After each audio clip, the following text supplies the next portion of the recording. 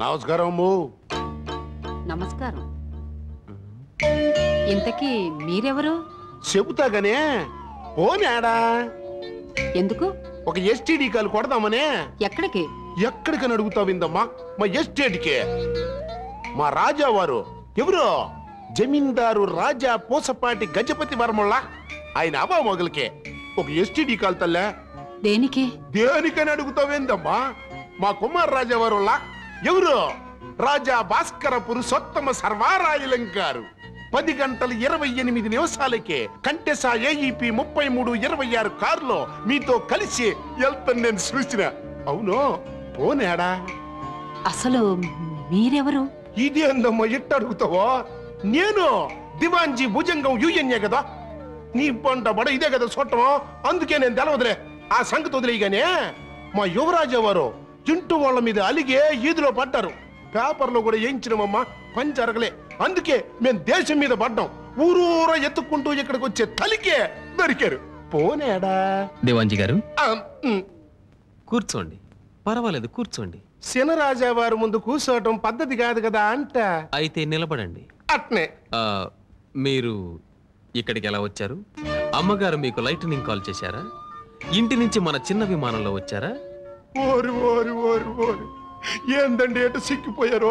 ఈ అన్యాయం ఏంది అని మీరు ఇల్లు వదిలిపెట్టి వెళ్ళిపోయినాక మన మాతృశ్రీ అదేనంటే మీ అమ్మగారు మంచం ఎక్కారు.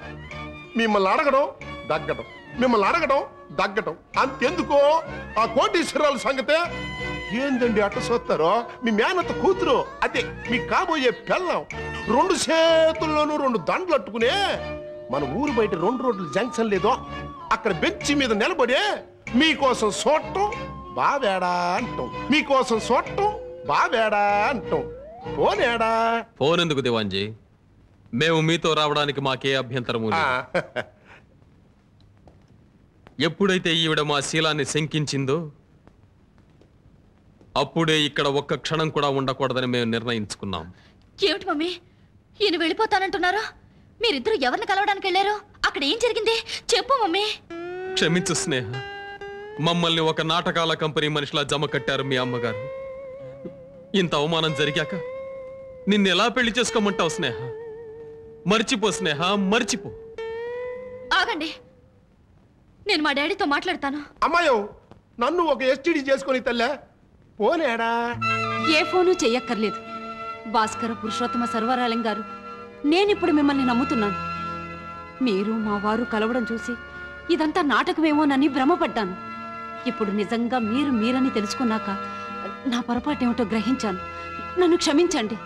ఇప్పుడు మీరు మా అమ్మాయిని పెళ్లి చేసుకోవడానికి నాకు ఏ అభ్యంతరమూ లేదు. కానీ నాకు అభ్యంతరం ఉంది కదా అంట. ఎందుకని అడగరా నేనే చెబుతా. శ్రీ శ్రీ శ్రీ రాజా పూసపాటి గజపతి వర్మ గారి ఏకైక వారసుడు ఎక్కడా? మురుగు కొంప లాంటి ఈ కొంపలో పడుంటే మీరెక్కడా అంట. ఒక ఎస్టీడీ ఫోన్ చేసుకొనివ్వండి. మీరెవరికి ఫోన్ చేయక్కర్లేదు. మా డాడీకి ఫోన్ చేసి రప్పిస్తాను. అంతవరకు ఆగండి.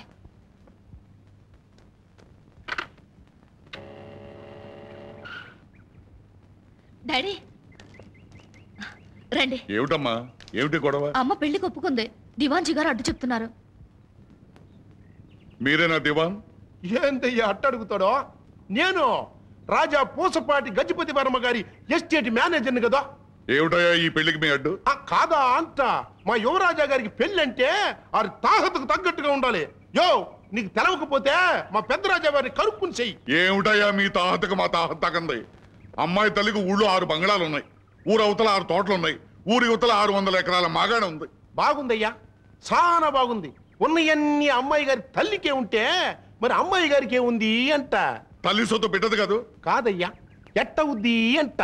పెళ్ళైనాక ఈ ఇంటి ఆడపిల్ల ఆ ఇంటి ఆడపిల్ల ఉద్ది కదా అంట. సాటి ఎస్టేడి కోడళ్ళు వచ్చే అమ్మ పుట్టింటి కాడి నుంచి ఏం తెచ్చినవు అని అడిగినారనుకో, యో ఏం చెప్పుద్దయ్యా?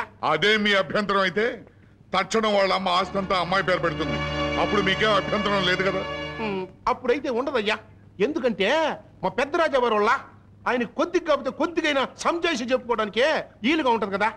అమ్మా చూస్తావేమ్మా, ఆస్తి నా పేరు రాసేయమ్మా. ఎప్పటికైనా అది నాదే కదా. నువ్వే భాస్కర్తో స్నేహం చేయమన్నావు. ఇప్పుడు నువ్వే నా పెళ్లి చెడగొడతావా? నీకు న్యాయం అమ్మా? పేరున రాసేయాలా? ఆస్తి అంతనా అంటావింది? అసలు నీ ఆస్తి అంతా అని మా జమీందారు గారి మేనగోళ్ళ, అదే మా చిన్నబాబు గారి కాబోయే పెళ్ళం, ఆవిడ ఆస్తితో పోల్చుకుంటే నీకు అసలు ఆస్తి లేనట్టేనమ్మా. రాసేమ్మా, నీకు దండం పెడతాను రాసేమ్మా. కూతురు ఉసిరే పోసుకుంటావో ఆస్తి రాసిస్తావో ఆలోచించుకో. ఆస్తి రాయకపోతే నా గొంతు పిసికి చంపేమ్మా. సరే, నా బిడ్డ క్షేమం కోసం ఈ ఆస్తి అంతా రాయాలనుకుంటే అలాగే రాస్తాను. అలాగైనా నా కూతుర్ని ఒక కోటీశ్వరుడికిచ్చి పెళ్లి చేయాలనుకున్న నా శబదాన్ని నెరవేర్చుకుంటాను. పదండి ప్లేడర్ గారి. ఇంకేమయ్యా లేవయ్యా. దివాంజీ గారు, నా ఆస్తి మొత్తం పిల్ల పేర బదిలీ చేసేశాను. ఇంకా పెళ్లి ముహూర్తం పెట్టడానికి అభ్యంతరం ఏం లేదుగా? బేసుగ్గా పెట్టుకోవచ్చు. చల్లమ్మా. రండన్నయ్య గారు, సమయానికి వచ్చారు. ఈ రోజు కళ్యాణ్ వాళ్ళ నాన్నగారు పుట్టినరోజు. వారు పోయినా వారి జ్ఞాపకాలు మర్చిపోలేక ప్రతి సంవత్సరం ఈ రోజు పండగ రోజుగా గడుపుకుంటున్నాం. Very good. అయితే మంచి సమయానికే వచ్చామన్నమాట. ఈ పద్ధతి మా ఆవిడ కూడా చెప్పి ఆవిడ కూడా అవలంబించేలా చేయాలి. బతుకుడుగా నన్ను ఇటు పూజించడం లేదు, కనీసం నేను చచ్చిన తర్వాతనే చేస్తే నా ఆత్మనే శాంతిస్తుంది. అన్నట్టు అసలు విషయం చెప్పడం మర్చిపోయాను. పెళ్లికి ముహూర్తాలు నిర్ణయించాలనుకుంటున్నాం. నువ్వు మాత్రం ఆ 3 ముళ్ళు పడే వరకు దయచేసి కిక్కురుమనకుండా ఉండాలి. అంటే వదిన గారికి నేనే కళ్యాణ్ తల్లినని ఇంకా తెలీదా? తెలిస్తే ఈ పెళ్లి జరగనిదమ్మా. అదేమిటన్నయ్య గారు, తల్లినయ్యుండి మరో సాటి తల్లిని ఎలా దగ చేయమంటారు? అమ్మా, మా ఇద్దరి సుఖం కోసం నువ్వు ఈ చిన్న త్యాగం చెయ్యాలమ్మా. పెళ్లిలో ఆ 3 ముళ్ళు పడగానే ముందుగా నీ పాదాలకే నమస్కరించి నీ ఆశీస్సులు తీసుకుంటావమ్మా. కేసు కుట్టేకి తల్లి, నేను దెబ్బతినిపోతాను. అలాగేలేండి. అమ్మయ్యా, చాలా మంచిదమ్మా, వస్తాను. అన్నయ్య గారు, అనుకోకుండా ఈ మంచి రోజు వచ్చారు. మాతో పాటు కాస్త భోంచేసి వెళ్దురు గాని. ఆహా, కళ్యాణ్ వంటలు బ్రహ్మాండమయ్యా. మా ఆవిడకి తినడమే కానీ వంట చేయడం చేత కదయ్యా.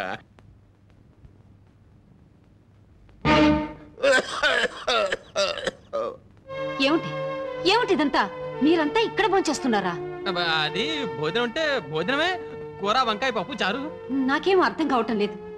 మీరేమిటి కోటికి పడగెత్తిన కోటీశ్వరుడు కొడుకు అయ్యుండి ఆఫ్టర్ ఆల్ ఒక వంట మనిషి ఇంట్లో మీరు కూర్చొని భోంచేయడమా? అది కాదమ్మా, వీళ్ళింట్లో ఏదో శుభకార్యం అంటేనో. చాలు, మన ఇంట్లో శుభకార్యం అని వంట చేయడానికి ముందుగా ఇవ్వండి పిలవడానికి ఇక్కడికి వస్తే తీరిగ్గా ముగ్గురు కూర్చొని మెక్కుతున్నారా? అత్తగారు లేవండి, లేచి ముందు చేయి కడుక్కోండి. మీరు ఈ పీద కొంపలు అడుగు పెట్టడమా? ఆ ఇంట్లో ఈ ఇంట్లో వంట చేసుకుని బతికే వంట మనిషి, ఎంగిలాకులు ఎత్తే పని మనిషి, మనం తినగా మిగిలిన ఎంగిలి తిని బతికే ఈ నీచమైన వంట మనిషి ఇంట్లో. ఆపండి, దయచేసి ఆవిడ గురించి తక్కువగా మాట్లాడకండి. వంట మనిషి అని పదే పదే ఆమెను కించపరచకండి.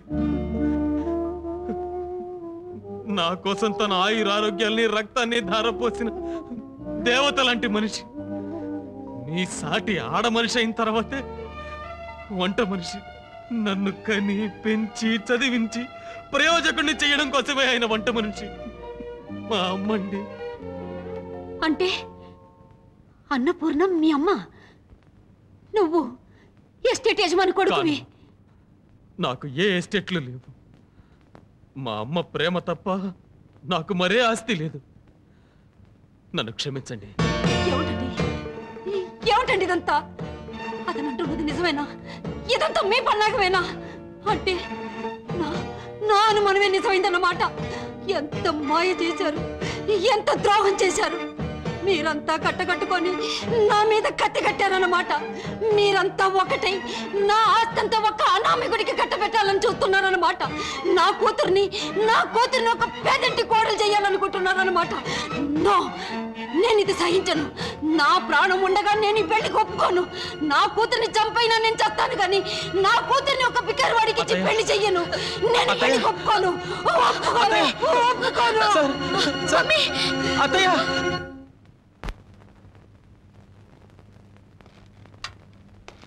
ఎలా ఉంది డాక్టర్? రేపు ఉదయానికంతా మెలకు వస్తుందయ్యా, డోంట్ వరీ. Very good. అయితే ఇంకేం కాంప్లికేషన్ లేదు కదా? లేదు. అయితే ఓ చిన్న హెల్ప్ చేయి. ఆ షాక్ అలాగే ఇంకో 2 రోజులు ఉండేది చేయి. ఈలోగా బ్రహ్మాండమైన ప్లాన్ వేసి ఈ పెళ్లి జరిపించేస్తాను. వాళ్ళే వాడివయ్యా, ఈ విషయం మీ ఆవిడకి తెలిసి నిజంగా గుండె ఆగి మళ్ళా కింద డమాల పడిపోవడానికా? కింద పడ్డం కాదయ్యా, నా కాళ్ళ మీద పడుతుంది. చూస్తావుగా నా తడాక. డాక్టర్ అయి ఉండి అలా చేయకూడదయ్యా. అందుకే పశుపతి, నేను పశువులు డాక్టర్ అంటాను. మనుషులకు వచ్చిన సమస్యల్ని ట్రీట్ చేయడం కూడా డాక్టర్గా నీ ధర్మం. మా ఆవిడ తన వియపురాలు వంట ఆవిడని తెలిస్తేనే స్పృహ తప్పిడిపోయిందే. ఇక ఆవిడ ఈ పెళ్లి జరగనిస్తుందా? అందుకే వెంటనే ముహూర్తం పెట్టించి నేనే ఈ పెళ్లి జరిపించేస్తాను. అదేమిటన్నయ్య గారు, వదిన గారు లేకుండా పెళ్ళా? లేకుండా ఎలా అవుతుందమ్మా? పెళ్లికొచ్చే ఏర్పాటు నేను చేస్తానుగా.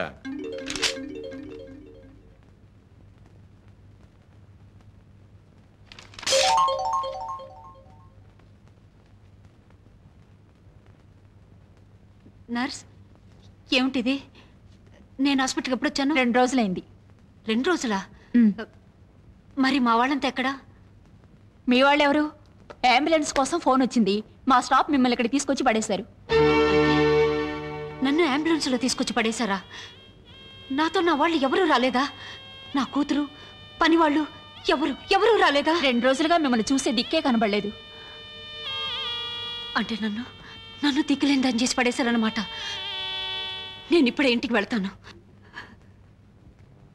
చూడండి, డాక్టర్ గారు మిమ్మల్ని డిశ్చార్జ్ చేయమన్నారు. నర్సింగ్ హోమ్ బిల్ కట్టి మీరు వెళ్ళిపోవచ్చు. బిల్లా? నా దగ్గర ఇప్పుడు డబ్బు లేదు, ఇంటికి వెళ్ళి పంపిస్తా. అలా కుదరదు. పోనీలే సిస్టర్, ఆవిడ మా ఫ్రెండ్ బ్రహ్మానందం గారి భార్య. ఒకప్పుడు బాగా బతికింది, ఇప్పుడైతే ఇలా అయిపోయింది. కానీ వెళ్ళని. ठहरो ठहरो, आप अंदर जाने का हुक्म नहीं। హుక్కుమా? हाँ, ఎవరి హుక్కుం? मेम साहब का। కళ్ళు కనపట్టం లేదు. నేనే మేం సాబ్ని. आप मेम साहब नहीं है, स्नेहलता मेम साहब है। अभी देवड़चिना गेट तीवदनी हुक्म। इडियट, तपको। आप अंदर नहीं जा सकते, बाहर जाइए। जाइए ना, जाइए जाइए।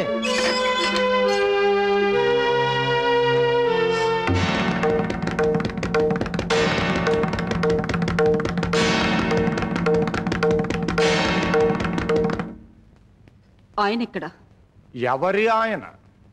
అదే మా ఆయన. ఎన్నాళ్ళు ఆ ముసలాయన్ని దిక్కు లేకుండా క్లబ్బులు వదిలేసి ఇప్పుడు మీకు ఆయన కావాల్సి వచ్చాడే? ఆయనే కాదండి, క్లబ్ మెంబర్స్ అంతా శ్రీనివాస కళ్యాణ మంటపంలో స్నేహమ్మ గారి పెళ్లికి వెళ్తున్నారు. నేను ఆడకే వెళ్తున్నా. ఊరు వాడ అంతా ఆ పిల్లలిద్దరిని ఎత్తిన అత్యంతలేయడానికి ఆడకే చేరారు. జరిగిందేదో జరిగిపోయింది, ముహూర్తానికి టైం అయిపోతుంది. మీరు రండి, మీరు కూడా వధూవరుల మీద 4 అత్యంతలు ఎదురు గాని.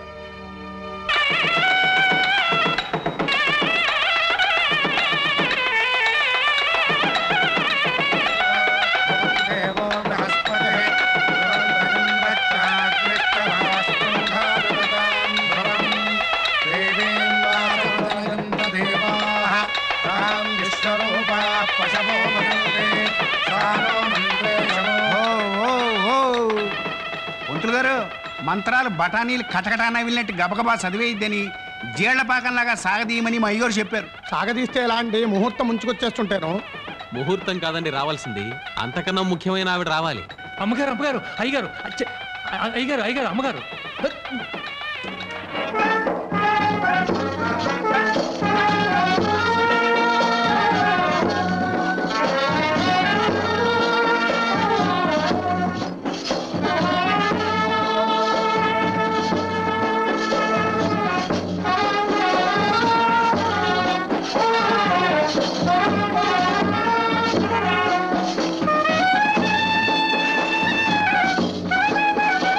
దిగారా?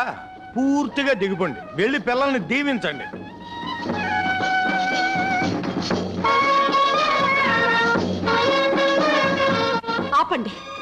ఆపండి పెళ్ళి.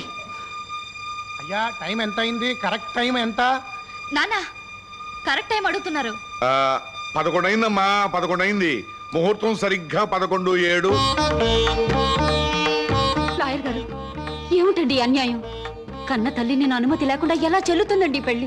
మీరైనా చెప్పి ఆపండి. శుభమాని పెళ్లి జరుగుతుంటే ఆపమంటా ఏమిటమ్మా అపశకునం? మాట్లాడకుండా ఈ అక్షంతలు వేసేయి. సింహం గారు, ఇది చాలా దారుణం అండి. దయచేసి ఈ పెళ్లి మీరైనా ఆపండి. గొడవ చేయొద్దమ్మా, మంత్రాలు వినపడ్డం లేదు. ఇవిగో అక్షింతలు. డాక్టర్ గారు, ఈ పెళ్లి విషయం మీకు కూడా తెలుసా? నాకంతా తెలుసు, కానీ ముందు మీరు అక్షింతలు తీసుకోండి.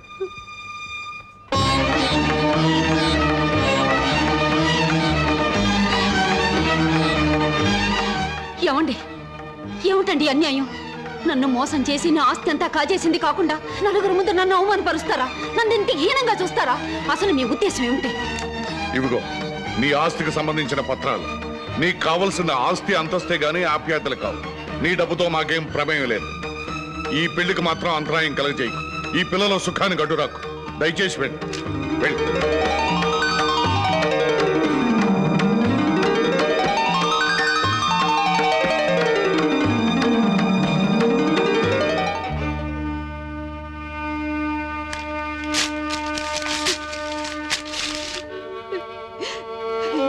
ఏమండి, నన్ను క్షమించండి, మనస్ఫూర్తిగా క్షమించండి. ఆస్తి కన్నా ఆప్యాయత గొప్పదని ఇన్నాళ్ళు తెలుసుకోలేకపోయాను. ఇప్పుడు నా కళ్ళు తెరిపించారు. ఇక ముందు నన్ను పరాయిదాన్ని చేయకండి. నన్ను క్షమించండి, నన్ను క్షమించండి. శాబాష్, అనుకున్న ప్రకారం నా కాళ్ళ మీద పడ్డావు. ఇప్పుడు నువ్వు నాకు నచ్చావు. లే లే. చాచా, శుభం అంటూ అమ్మాయి పెళ్లి జరుగుతుంటే ఆ ఏడిపోయింటే ఆ కన్నీళ్ళేమిటి? అయినా నువ్వు లేకుండా ఈ పెళ్లి ఎలా జరుగుతుంది అనుకున్నావు? ఈ సమయానికి నువ్వు ఇక్కడ రావడానికి అన్ని ఏర్పాట్లు నేనే చేశాను. ఇవిగో అక్షంతలు. పిల్లల్ని ఆశీర్వదిద్దాంరా. మాంగళ్యధారణ ముహూర్తస్తు ముహూర్తో అస్తో భజంత్రీలో వాయించండి అయ్యా.